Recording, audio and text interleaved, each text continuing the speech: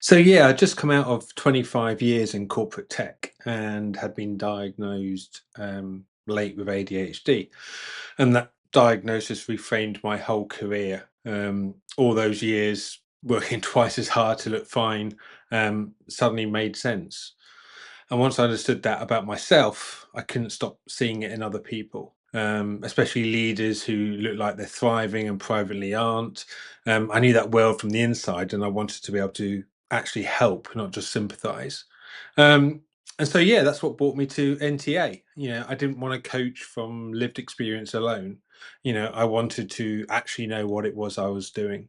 Yeah, there was a moment I clearly remember when it all kind of clicked, and I thought, yeah, this is what I'm meant to be doing. And it wasn't even coaching. It wasn't even a coaching moment. It was a neuroscience one. I remember I was sat in one of the modules on executive function, learning as a coach, taking notes on how I'd explain it to a client.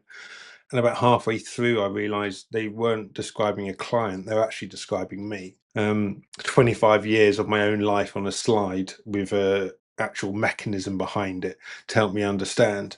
And that was the moment because I think two things landed at once. What had really been happening to me, and the fact that I could now explain and help someone else.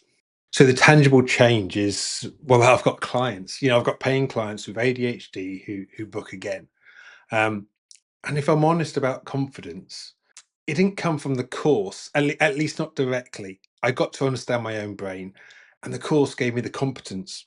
And then using those, that then allowed me to go out and do it. And that's what gave me the confidence, working with clients and seeing the real impact. And the material I use most is probably the executive function stuff. That's the thing I reach for every week when someone's stuck and can't tell me why. That's not a certificate on the wall. That's the job.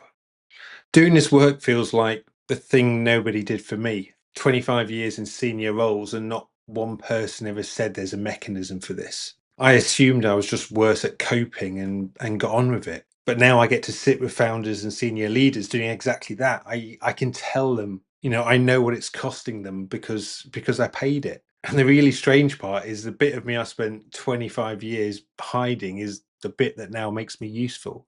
It feels like nothing was wasted.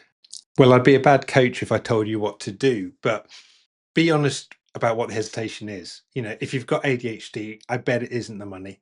It's whether you'll finish it. And the commitment is real. I won't pretend otherwise. I spent 25 years paying a cost I never understood, working twice as hard, not knowing why, assuming that's what it felt like for everyone. Now I get to support people who are going through the same.